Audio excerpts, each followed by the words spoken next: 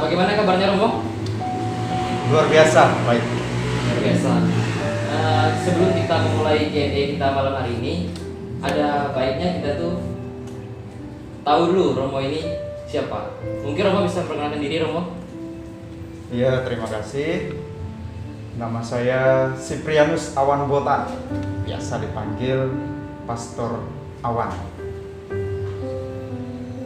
Saya bertugas di paroki Sungai Durian ini. Lalu asal saya dari paroki Santo Montfort, Serawai. Saya ditabiskan bulan November tahun lalu. Itu saja.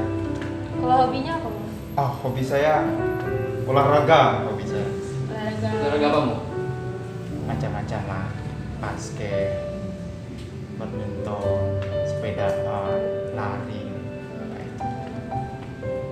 Terima kasih, Romo. Nah, sekarang ini kan sedang dalam masa prapaskah ya. Sebenarnya masa prapaskah itu apa sih, Bang? Ya, dari katanya saja ya, prapaskah artinya pra, sebelum pasca, berarti masa sebelum pasca. Prapaskah itu persiapan kita untuk merayakan Paskah. Paskah itu kan kebangkitan Tuhan. Maka untuk peristiwa yang luar biasa ini memang umat Katolik perlu untuk mempersiapkan diri. Apa yang harus dibuat? Ya pertama-tama ya melakukan tobat. Nah, pertobatan itu penting dalam masa prapaskah supaya kita merayakan sukacita, merayakan rahmat pada Paskah, pada kebangkitan Tuhan itu dengan situasi gembira, tidak hanya ceria saja, tetapi juga iman kita yang terkobar-kobar. Nah, jadi itu ya arti dari masa prapaskah. Kemudian Romo, seberapa penting pantang dan puasa bagi umat Katolik, Romo? Wah, kalau ditanya penting sih itu sesuatu yang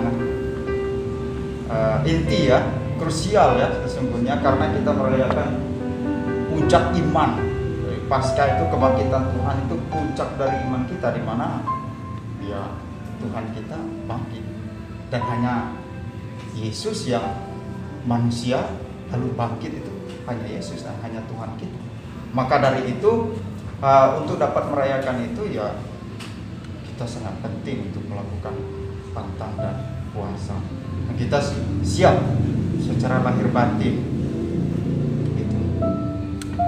Berarti pantang dan puasa itu sangat penting kan, Bang? Betul sekali. Terus, kapan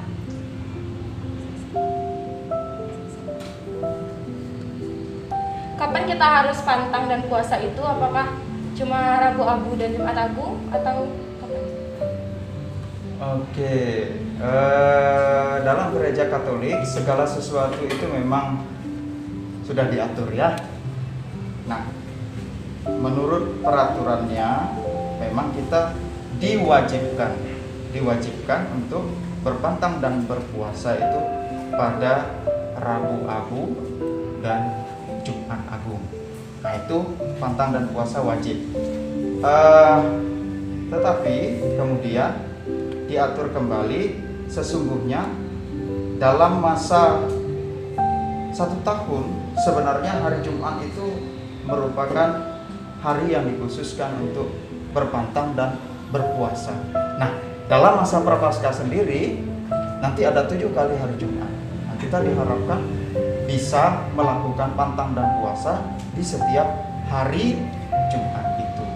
Kemudian selanjutnya, kalau misalnya kita punya niat pribadi ingin pantang dan puasa selain hari yang sudah ditentukan itu, nah itu lebih baik. Tergantung dari kita merasa bahwa oh ya, saya harus memberikan atau merasakan bagaimana sih pengorbanan Kristus supaya pertobatan saya lebih mendalam, ya saya ingin melakukan pantang dan puasa itu lebih daripada yang diminta. Dan itu saya rasa jauh lebih baik. Terima kasih Romo. Kemudian pada saat pantang dan puasa, apakah orang Katolik itu boleh minum alkohol, Romo? Nah, ini sebenarnya pertanyaan yang cukup menjebak ya. Karena pada kenyataannya memang umat Katolik itu suka dengan barang itu ya. Tidak hanya dalam masa pantang dan puasa sesungguhnya, tetapi berkaitan dengan pertanyaan itu kembali lagi kepada niat kita. Apakah dalam masa pantang dan puasa itu saya ingin mengurangi minum alkohol? Nah itu kan kalau misalnya saya adalah penggila alkohol, hobi alkohol, maka saya berusaha untuk mengurangi, atau bahkan selama masa prapaskah ini saya tidak minum alkohol, misalnya seperti itu ya. Nah, bicara soal alkohol, kadang-kadang juga ada banyak orang yang bertanya, mengapa kok kita seolah-olah kok lalu boleh gitu ya. Sebenarnya bukan soal boleh dan tidak. Saya pribadi kadang-kadang punya prinsip begini. Alkohol itu kan yang terpenting adalah selama saya masih bisa mengontrol, artinya tidak jadi masalah. Tetapi kemudian kalau saya minum, lalu barang itu yang mengontrol saya, itu yang salah. Ngerti kan maksudnya kan? Sejauh saya meminum alkohol dan saya masih bisa mengontrol diri saya, mengontrol barang itu, saya rasa ya tidak ada soal ya. Karena kadang-kadang dalam acara-acara tertentu memang kita ya disituasikan untuk minum itu. Tetapi kalau sampai barang itu yang menguasai kita jatuh pada mabuk, ngomong kesana kemari dengan tidak sadar, saya pikir itu sesuatu yang menyalahkan. Oke, jadi intinya Romo, alkohol itu boleh minum, tapi kita yang kontrol alkohol itu ya Romo. Iya, kalau bicara soal minum alkohol, kalau soal di masa prapaskah ini apakah boleh minum alkohol atau tidak ya, saya kalau menjawab boleh atau tidak itu soal pertanyaan moral ya. agak rumit memang, kita harus lihat konteksnya. Kalau misalnya saya penggila alkohol dan saya berniat bahwa saya ingin mengurangi alkohol dan saya tidak akan minum alkohol, laksanakan. Nah bagaimana kalau misalnya ternyata bahwa ada orang lain yang tidak minum alkohol, lalu masa prapaskah ini tidak boleh minum alkohol? Gampang saja bagi orang yang tidak minum alkohol. Pertanyaan selanjutnya Romo. Iya. Apa saja makanan yang harus dihindari selama berpantang dan berpuasa? Nah, kalau soal apa saja ini ya bukan dihindari sih, lebih tepatnya kalau menurut saya itu tidak dihindari, tetapi mengurangi. Kalau dihindari itu mengurangi makna puasa lah. Kalau menurut saya pribadi ya, karena justru puasa itu menjadi bermakna kalau ternyata barang itu ada, makanan itu ada, tetapi saya sendiri memilih untuk menguranginya. Saya memilih untuk tidak makan itu. Artinya ada pengendalian diri nih. Nah kalau barang itu memang tidak ada, lalu saya katakan bahwa saya puasa itu, ya lalu apa yang saya persembahkan gitu ya, apa yang saya tahan, apa yang saya kurangi gitu kalau barang itu ada. Justru puasa bernilai kalau makanan itu ada. Saya tidak menyebut jenis makanannya ya, tergantung kita pribadi lah. Kalau barang itu ada tetapi saya memilih untuk menguranginya atau bahkan tidak memakannya karena saya hobi dengan makanan itu, maka puasa menjadi bernilai ya. Apakah benar kok pantang dan puasa hanya sampai jam 6 sore? Kalau soal bertanya jam ini ya, pantang dan puasa itu kan satu hari dan bisa saja satu hari full gitu kan. Sebaiknya memang kita memahami betul pengertian dari puasa dan pantang. Kalau puasa itu kan dalam konteks Katolik itu kita hanya makan satu kali kenyang dalam sehari. Jadi kalau makan sehari itu 3 kali, pilihlah, kita bebas memilih mau kita makan pagi kenyang, kemudian nanti siang dan sore saya mengurangi. Karena begini, kadang-kadang kan orang tidak paham soal ini. Kemudian kalau soal pantang dilakukan oleh umat Katolik itu seperti yang sudah saya jelaskan di awal tadi kan, kalau wajib kan Rabu, Kudus, dan Jumat Agung, lalu sepanjang masa Prapaskah itu setiap hari Jumat. Pantang itu lebih kepada misalnya begini, saya pantang tidak makan daging, saya pantang tidak merokok, saya sangat hobi dengan mie, nah saya berusaha untuk mengurangi makan mie. Begitu dia. Jadi kalau pantang itu lebih kepada berusaha untuk mengurangi sesuatu yang kita suka gitu ya. Kalau ngegame adalah suka saya, anak muda. Bolehkah saya bertanya bahwa anak muda nih ngegame sehari berapa jam gitu ya? Sampai 5 jam, 6 jam. Tuhan, masa pantang puasa ini saya mau mengurangi ini. Saya mau berpantang, saya kurangi game. Ya. Ingat ya, soal puasa tadi itu bukan menahan ya. Kalau saya lebih suka mengurangi. Kalau menahan, saya menahan untuk tidak makan siang ini, tapi nanti malam saya makan, sekenyang-kenyangnya. Artinya kan, ya berbeda makna. Kayak gitu ya. Nah, misalnya nih Mo, pada hari pantang ya Mo, terus kita ada acara. Iya. Kemudian saat makan cuma ada daging nih Mo, gimana Mo?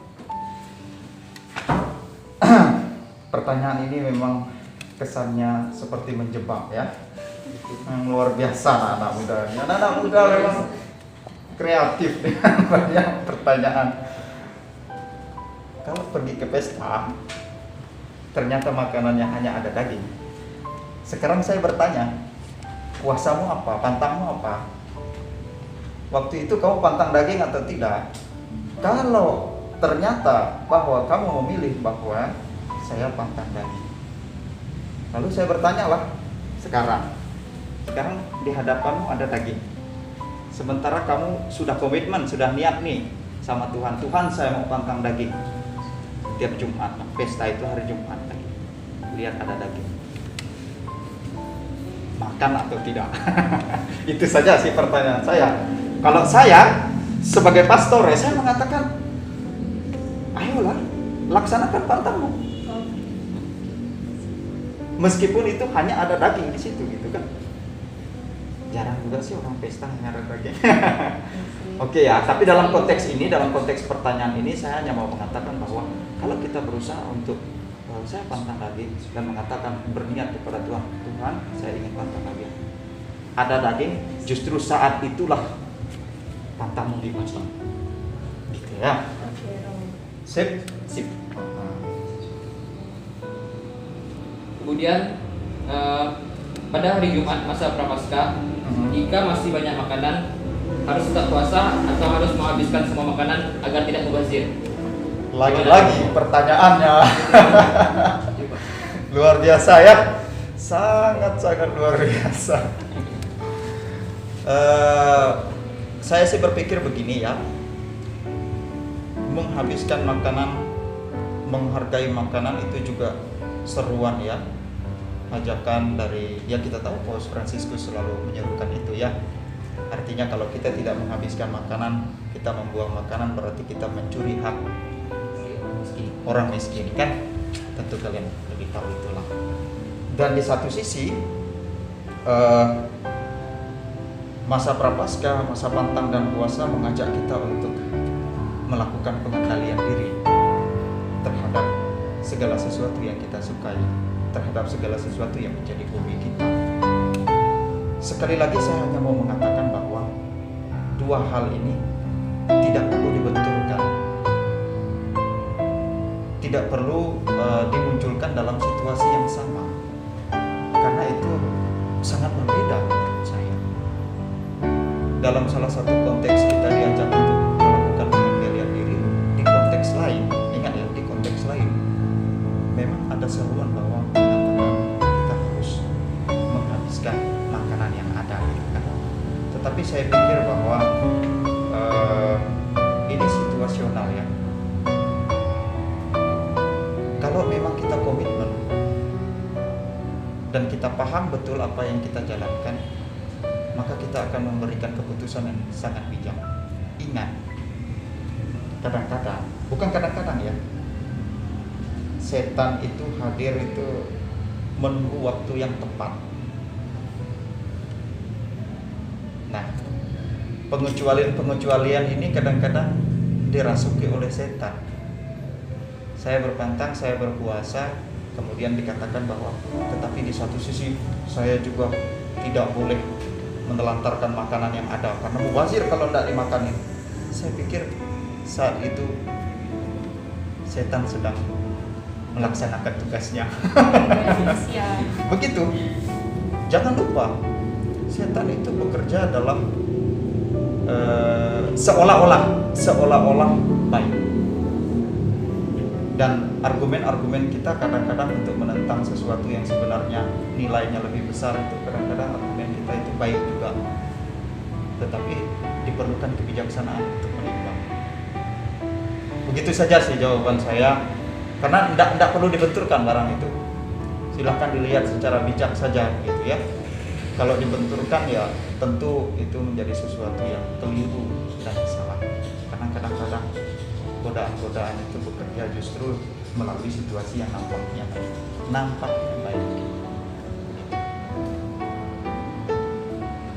Ada lagi? Pertanyaan selanjutnya mau. Misalnya pada hari pantang dan puasa nih mau. Ya. Kita tidak melaksanakannya. Bisa tidak kita mengganti hari?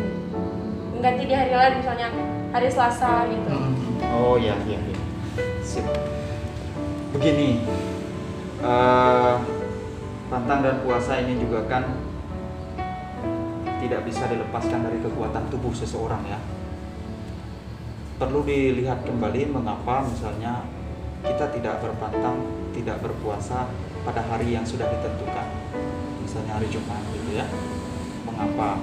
Kalau misalnya pada hari itu memang kita dalam situasi yang tubuh kita tidak mendukung, kesehatan kita tidak mendukung juga, maka saya pikir tidak perlu untuk memaksakan diri harus berpuasa pada hari Jumat, harus berpantang pada hari Jumat, sementara itu membahayakan kesehatan saya. Nah, jadi kembali lagi kepada penjelasan saya di awal bahwa yang wajib sudah saya katakan, peraturan gereja sudah saya katakan, tetapi kalau orang punya niat secara pribadi untuk berpantang dan berpuasa di hari lain atau bahkan lebih daripada yang sudah diatur, itu lebih baik. Dan itu sangat dianjurkan. Nah, kemudian bolehkah berpantang dan berpuasa selain daripada hari Jumat itu? Boleh, asalkan kita punya alasan yang kuat. Nah, tadi sudah saya beri contoh, misalnya alasan kesehatan, ternyata hari Jumat tubuh saya, badan saya memang tidak mendukung untuk melakukan itu. Tetapi selain itu kita berusaha untuk mengikuti apa yang sudah digariskan, apa yang sudah ditentukan oleh konferensi wali gereja ya. Aturan-aturan dalam kanon-kanon itu sudah tertulis dengan sangat jelas, aturan-aturan yang dibuat. Tetapi saya mengatakan bahwa kalau hari lain apakah boleh? Boleh-boleh saja. Demikian. Dan Romo, sebenarnya apa sih manfaat pantang dan puasa itu bagi jasmani dan rohani kita tuh Romo? Kadang orang tuh banyak nanya, apa sih guna pantang dan puasa? Manfaatnya itu apa? Terkadang begitu orang bertanya. Betul. Kita mau melihat Yesus ini jelas tersalib, melakukan pengorbanan. Dan pengendalian diri itu adalah salah satu bentuk, salah satu cara untuk ambil bagian dalam pengorbanan Kristus.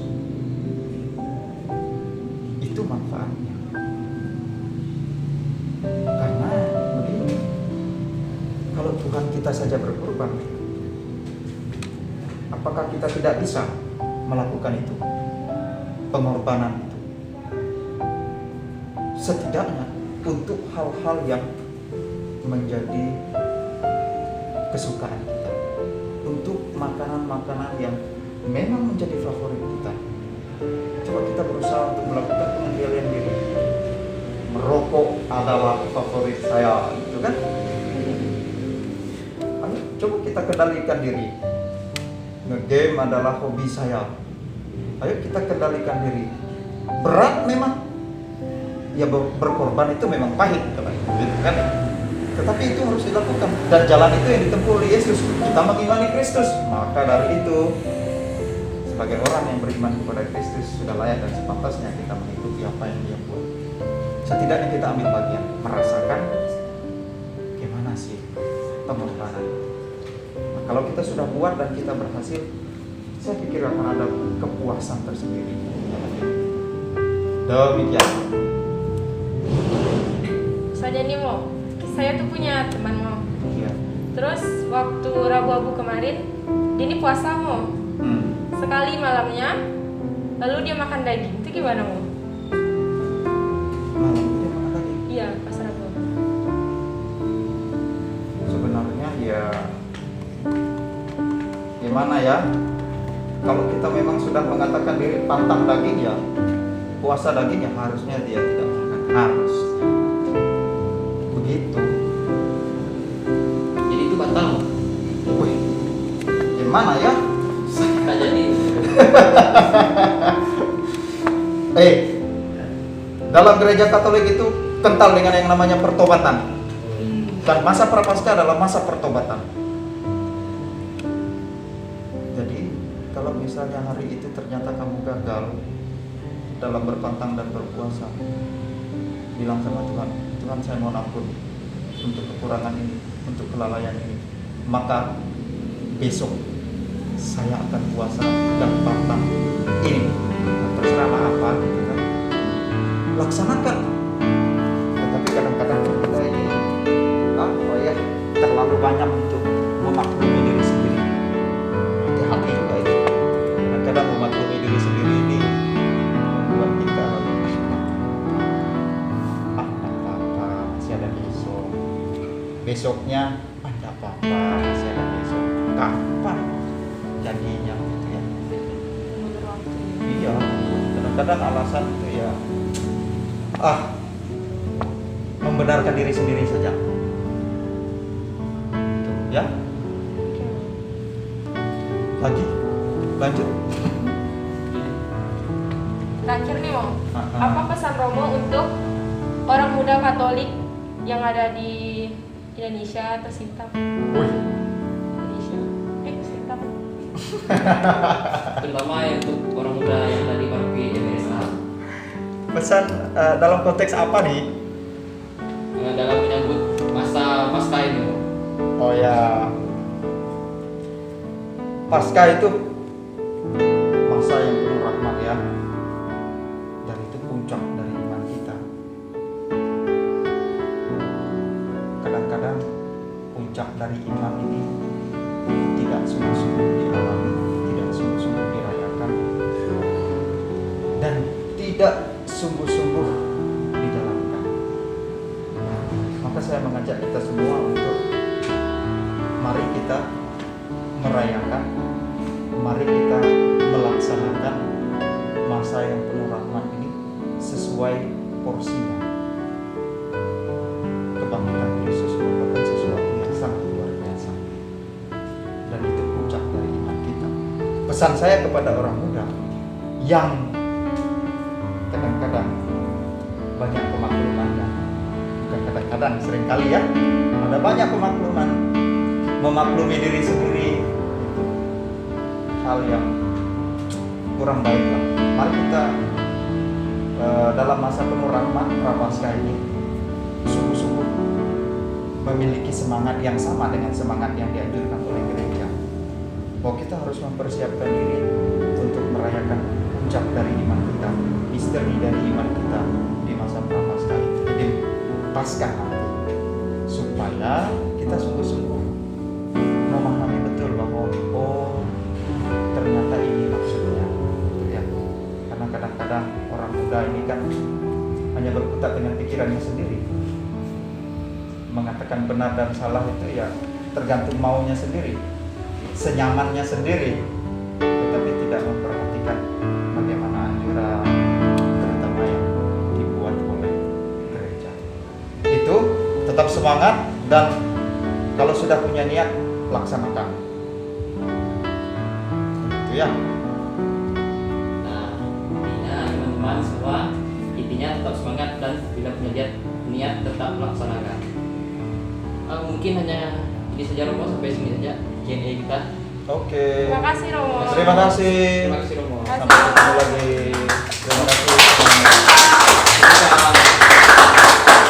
Semoga apa yang disampaikan oleh Romawan tadi dapat berguna dan bermanfaat bagi kita semua. Sampai Dadah, jumpa. Sampai jumpa. Yeah.